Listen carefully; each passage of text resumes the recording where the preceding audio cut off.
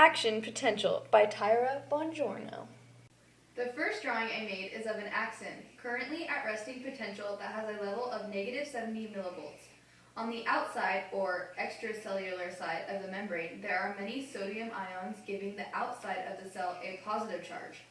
On the inside of the cell, also called intracellular, there are many potassium ions giving the inside a slightly more negative charge. Must be passed down the cell body and through the axon. An action potential is an example of positive feedback in the body because the amplified signal is continuously increased in order to produce output. This car is going to represent a signal traveling down the axon of the cell. Every time there is an impulse, the impulse must reach or exceed a certain intensity level for the reaction to even begin. This is called a threshold. Changes that affect an entire excitable cell membrane to conduct the signal. An excitable cell is a cell that is capable of sending signals. The action potential can be described in a few major steps. Keep in mind that the positively charged ion has more protons and a negatively charged ion has more electrons. To explain the steps, I want to explain the refractory period.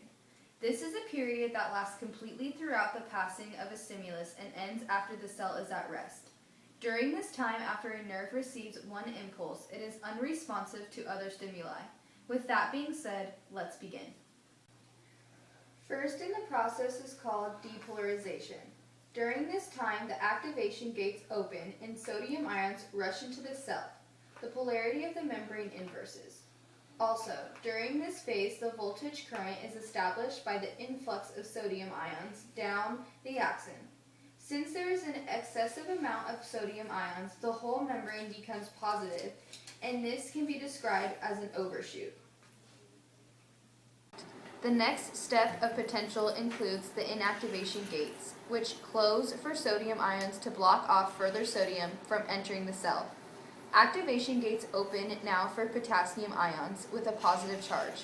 This stage is named repolarization, or restoration of regular electricity.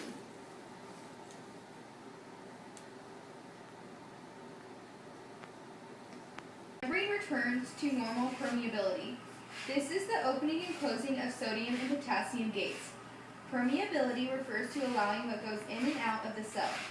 During this process, potassium channels begin to close, and the membrane reaches resting potentials of negative 70 millivolts. When the potassium channels finish closing, the charge is all the way down at negative 90 millivolts.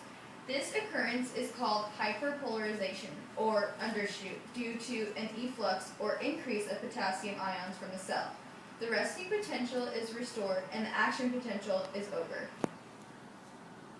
The sodium-potassium exchange pump is solely responsible for maintaining the concentration gradients of sodium and potassium.